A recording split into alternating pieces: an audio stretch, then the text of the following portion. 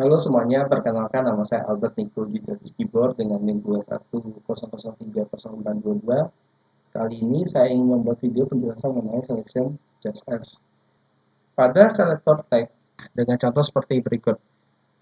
Pertama, kita buat dulu di HTML-nya dengan contoh misalnya kita menggunakan P paragraf.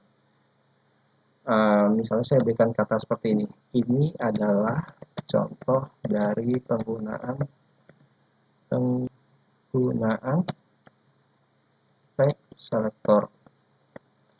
Nah, pada bagian style kita harus tahu nih memberikan misalnya kita ingin memberikan warna pada P ini, P paragraf ini. Jadi kita bisa melakukan seperti ini. P kurung kerawat.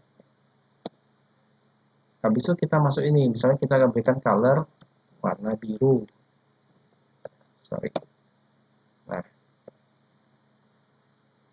otomatis dia akan berubah menggunakan warna biru. Oke. Nah, kita misalnya nih, contoh lagi nih, kita mau membuat P kedua. Ini adalah contoh. Tetapi saya ingin agar P yang kedua itu menggunakan warna yang berbeda. Ketika kita mengganti ke warna yellow, maka semua warna daripada bagian paragraf ini ikut berubah. Jadi solusinya bagaimana? Solusinya kita bisa menggunakan selector kedua, yaitu selector class. Misalnya saya berikan kuning gitu. Setelah itu sama seperti sebelumnya, saya memberikan warna color warna kuning misalnya. Seperti ini. Nah, saya mau pada bagian P kedua ini menggunakan kelas selektor yang tadi. Ya, saya tinggal masukkan aja kelas sama dengan kuning. Otomatis paragraf kedua menggunakan kelas yang kuning. Seperti itu. Yang ketiga ada yang namanya selector ID. Mari kita berikan contoh seperti berikut. Pada bagian paragraf pertama, mungkin saya ingin memasukkan perintah ID. Pertama, pada style saya harus memasukkan kode perintah selector ID itu tersebut dengan kata pertama yaitu pagar. Habis itu saya masukkan mungkin apel. Setelah itu saya ingin memberikan perintah color warna font yang berbeda menggunakan warna orange misalnya nih. Habis itu nggak hanya ini, saya ingin menambahkan font family. Misalnya saya menggunakan font Arial. Bagian paragraf pertama, saya ingin memasukkan perintah ID ini kepada paragraf yang satu. Jadi saya tinggal memasukkan ID sama dengan apel. Otomatis pada bagian paragraf pertama, dia sudah mengikuti perintah dari selector ID.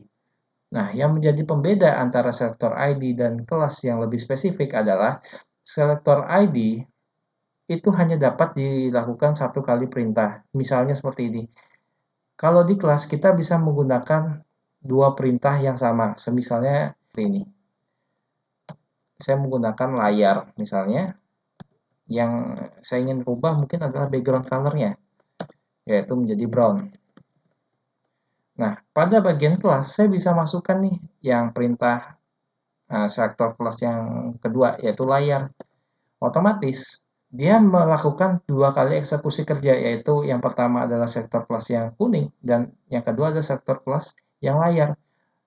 Dan yang menjadi pembeda, ketika misalnya saya masukkan ID misalnya seperti ini, saya masukkan kelas lagi, habis itu saya tulis kuning, dia tidak akan ada perubahan karena definisinya adalah ID ini lebih mendapatkan prioritas pertama daripada kelas.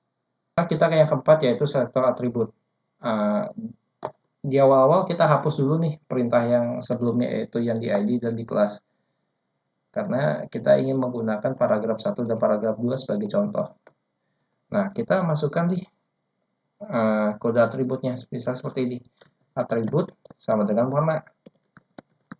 Nah, di dalam atribut warna ini saya ingin memberikan perintah. Yaitu misalnya color fontnya itu sama dengan putih. Dan warna background adalah hitam. Nah, pada paragraf pertama saya ingin memasukkan nih atributnya. Ya udah, saya tinggal tulis saja atribut sama dengan warna. Nah, yang menjadikan pembeda antara atribut dengan yang lain itu memiliki keistimewaan tersendiri. Ketika saya misalnya nih saya berikan judul warna atas, dia tidak akan dia menghilang. Cuma ketika saya memberikan tanda ke atas seperti ini, sorry, sama dengan warna, otomatis dia akan membaca bahwa kata pertama itu warna itu sama, walaupun di belakangnya berbeda, dia tetap melakukan perintah atribut ini. Inilah yang menjadikan pembeda antara atribut dengan selektor yang lain.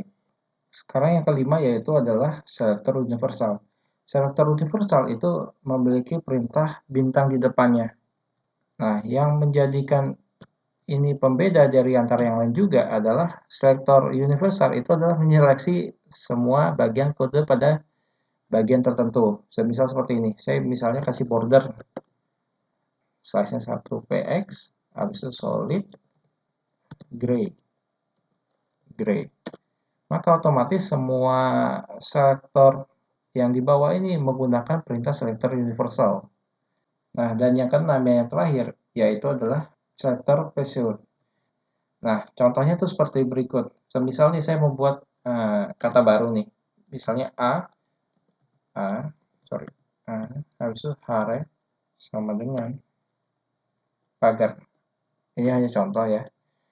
Habis itu saya ingin nih, misalnya link gitu. Saya ingin memasukkan link. Nah, ketika saya ingin membuat sebuah tampilan berbeda nih, ketika kursor saya mendekati pada bagian link, dia itu berubah. Jadi otomatis saya melakukan seperti ini. Seperti ini. Hover itu artinya ketika kita mendekati pointer mouse kita ke sana, itu akan mengalami perubahan. Misalnya saya berikan warna hijau. Hijau ya.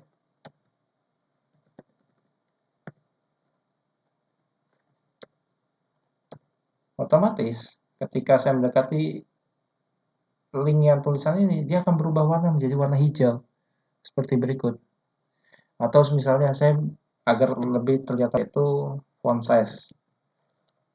Mungkin saya besarin jadi large. Ketika saya deketin, dia akan membesar. Nah, seperti itu. Inilah yang namanya preset selector.